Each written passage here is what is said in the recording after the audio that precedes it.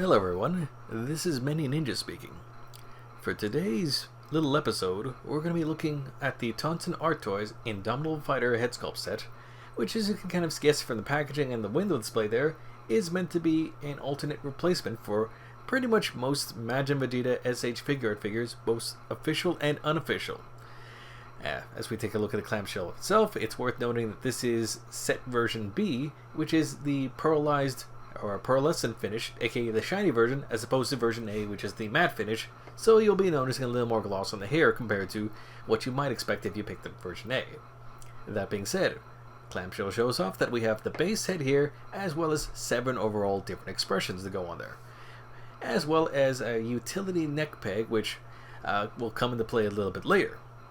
Now, taking a look at the base sculpt itself, you can pretty much tell right away that this is a lot sharper than the original sculpts you would have expected off the official figures, as well as most of the recreations up to this point, and is generally stylized in a fashion that is a lot closer to what you might have expected from the detailing from the original Dragon Ball Z manga and animated series, or episodes, which also applies to the hair sculpt here, which, as I'm trying to separate the faceplate here, which is stuck on there pretty well, is actually very, very pointy. It's very sharp, so just watch your fingers when you're trying to separate this the first time, if it's anything like mine.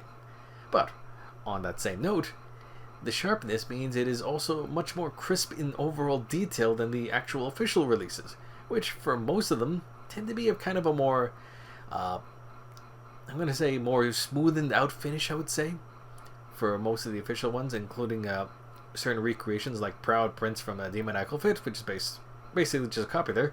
There's less detail to go around.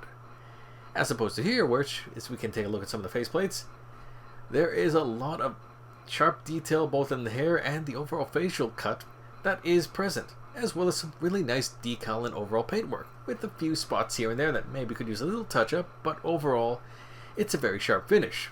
Even my little zoom in here might not be necessarily doing it justice, but we also have a lot of interesting little variations on the expressions going on there, and technically this has a little more faceplates than the official release has, as well as a little more expression, including the little side glance that is missing from the official US release, and in fact most regular releases of the original SH Figuarts toy, just for the record.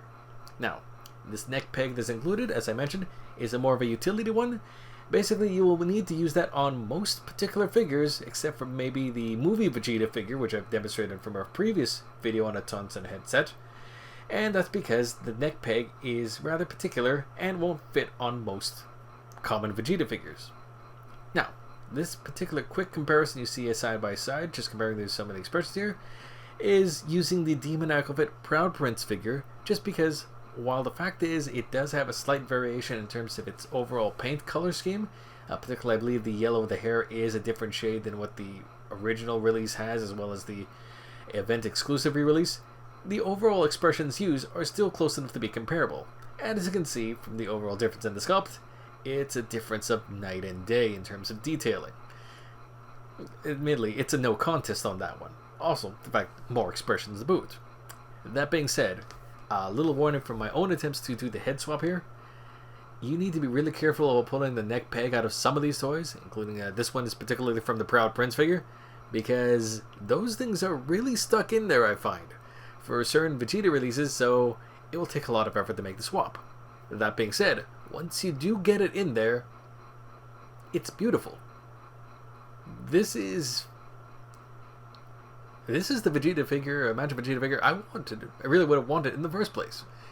That is a much more crisp detail. There's the skin tone on this one matches up very well, and as you can see in there, once you do get the new neck peg in there, it's very flush and it stays in there. It's a nice snug fit from both the part that goes in the neck as well as the part that goes in the head here. Holds its position very well, and it's a very expressive set of overall figures. Pretty much you can tilt his head as much as you want in various directions. You're going to get some interesting visuals on that. You can have a lot of different range you can go on there, and the overall presentation, at least with the pearlized version I have here, really stands out particularly well depending on your lighting arrangement.